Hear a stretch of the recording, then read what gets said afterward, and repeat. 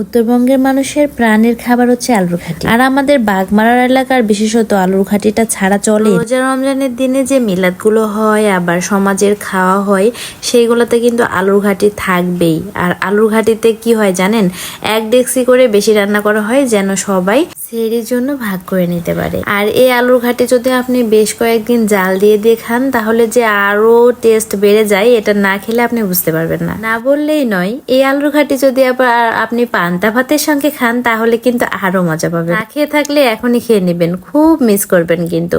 যাই হোক, বাড়িতে আজকে রান্না করছিলাম ডিম দিয়ে আলুর ঝোল। আর এইদিকে ডিম সিদ্ধ করা দেখে আমার ছেলে তো মাথা খারাপ হয়ে গেছে, মানে আমার মতো। সে ডিম অনেকবার করে চাইছিল, যদিও তাদের সকালে একটা করে খাওয়ানো হয়েছে।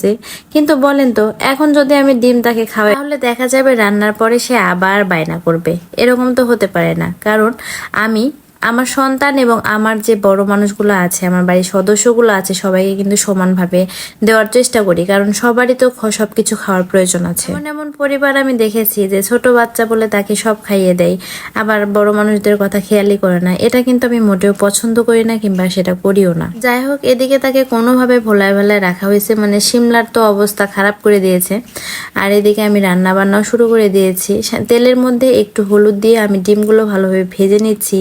হলুদ না দিলে ডিমের কালার আসে না, ডিমের কালার না আসলেও সেটা ভালো লাগে না দেখতে। এখন অনেকেরই প্রশ্ন থাকতে পারে যে ভালো না লাগার বিষয়টা কি।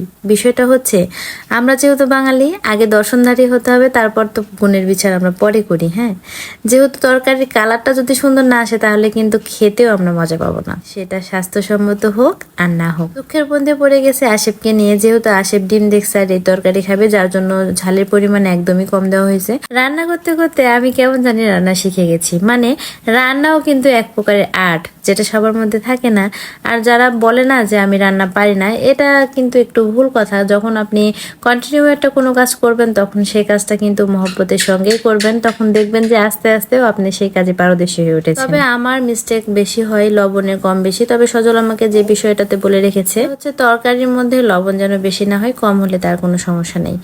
এই জন্য আমি কম দেওয়ারই পারতপক্ষে চেষ্টা করি। আর যেহেতু আমরা রোজা আছি, এই জন্য আশেপকে দিয়ে একটু তরকারি টেস্ট করানোর চেষ্টা করছিলাম। সে তো খুবই মজা পাইছে। যাই হোক, তাকে দেওয়া হচ্ছিল, কি ফলাফল আসে আল্লাহ মাহবুদ জানে। আপনারা এই কাজ করেন নাকি বাড়িতে কেউ? আমি কিন্তু বরাবরই আশেপকে দিয়ে এই কাজ করি। যাই হোক, সে কিন্তু বলেছে টেস্ট হয়েছে। তারপরেও আমি ধরার পরে সে বলতেছে, মা লবণে মনে হয় বেশি হয়েছে। এটা নিয়ে অনেক মজা করছি, মানে হাসাহাসি করছি সবাই। এতটুকু ছেলে মামার মানে বড় হয়ে গেছে এরকম মনে হচ্ছিল। বাহ, খুব ভালো লাগতেছিল যে লবণে যে কম বেশি হয়েছে সেটাও সে বুঝতে পারছে। তার কথা কিন্তু বিশ্বাস করে আমি আর লবণ দেইনি। আর দেখা যাক, ইফতারির পরে এই ফলাফলটা আপনাদের জানানো হবে।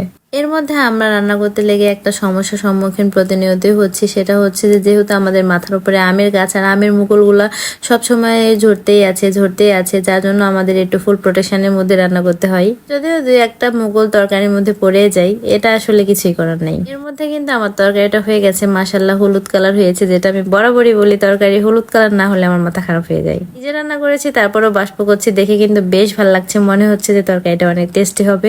যাই হোক, ফটো সেশনও করে নিলাম। কেমন হয়েছে সবাই জানাবেন। আজকের মতো এখানেই বিদায় নিচ্ছি। আল্লাহ হাফেজ সবাইকে।